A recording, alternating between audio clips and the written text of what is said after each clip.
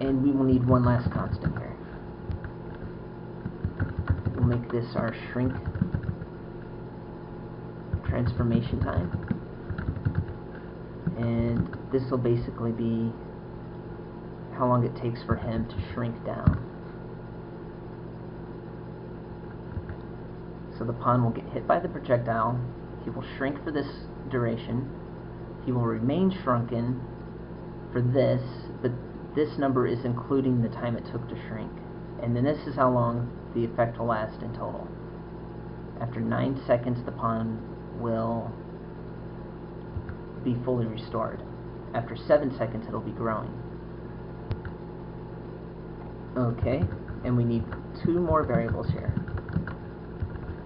We need a shrink timer, which we will update frame to frame and keep a track of how much time has passed, as well as an offset timer, which we will also use for timing, and its use will be explained later. Okay, the first function we're going to write is the restore function. It's a pretty simple function that's just going to restore a pawn to its default values. First, we're going to set the draw scale back to 1.0, so he's his normal size. Then we will set the collision size for the pawn and use our original values that we declared earlier. First the radius, and then the height. And last, we will set our Boolean to false. In fact, while we're at it, let's make that false by default. Next, let's write the shrink function.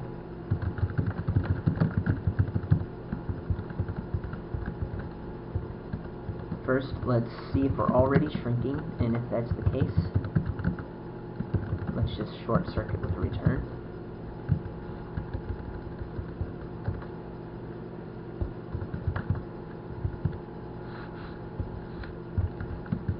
Then we'll set shrinking to true.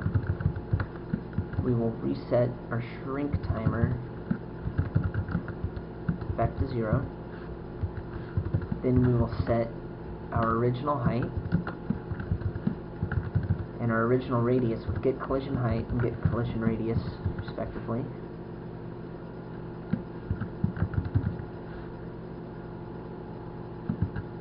That way we can restore the pawn when he's done shrinking. And last, let's set the current scale to 1, because we just now started shrinking, and set our target scale to the minimum scale that we specified earlier. It's a constant. Okay. Next, let's write the tick function.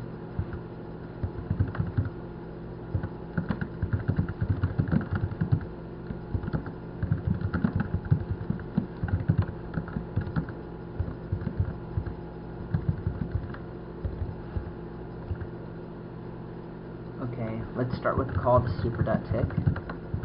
Take care of normal functionality. And then we can do shrink stuff. So, oops, that is just super.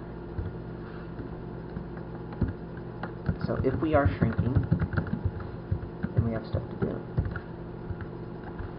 Let's start by incrementing our shrink timer by the delta time. And then let's test that to see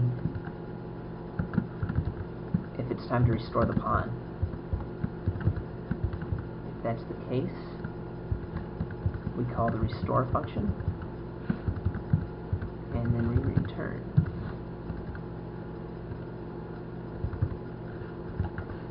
Next, let's see the shrink timer, although less than total duration, is greater than the shrunken duration.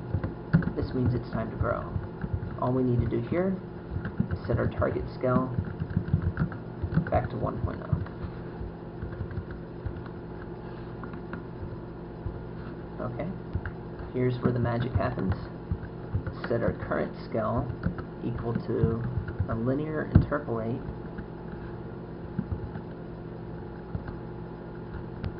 between our current scale, our target scale, and the shrink rate.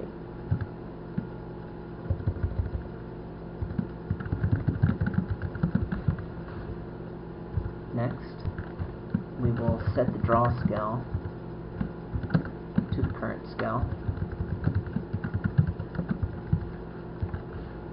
and then we will set the collision size as a proportion of our original radius times our current scale, and likewise for the height.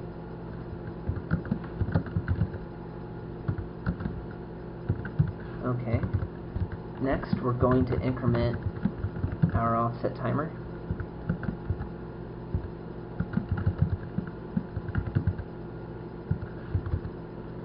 And what this is for is basically as the ponds shrink and grow, they can either collapse into the world geometry or be stuck floating in the air.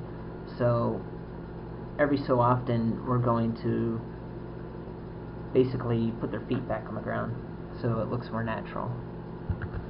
So if our shrink timer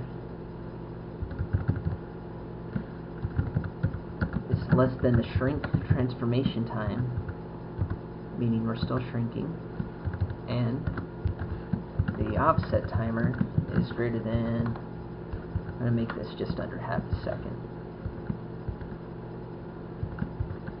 then basically as you're shrinking, they will appear to float above the ground, so we need to make them fall by setting their physics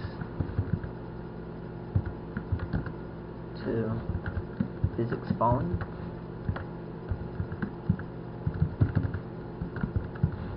Oh, and we need to set the offset timer back to 0. Okay, that should take care of that.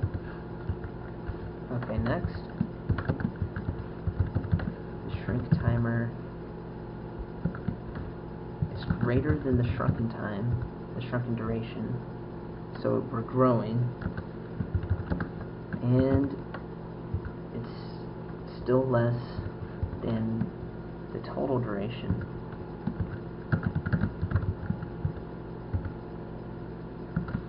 And the offset timer is greater than the same amount.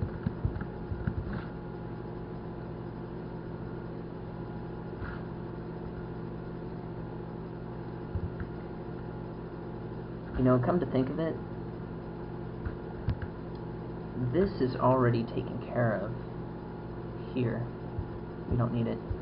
And we can collapse the offset timer part into one function. So let's take that out and just nest two if statements inside of here.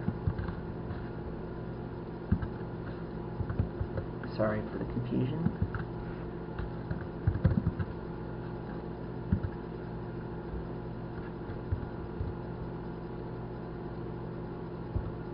Okay, so it'll be set back to 0, and then depending on what it's doing, it'll have different behavior. So here, if we're growing, we need to move out of the ground because it'll tend to penetrate ponds into the ground as it expands them, because it doesn't modify their Y value. So we are simply going to move the pond by vect literal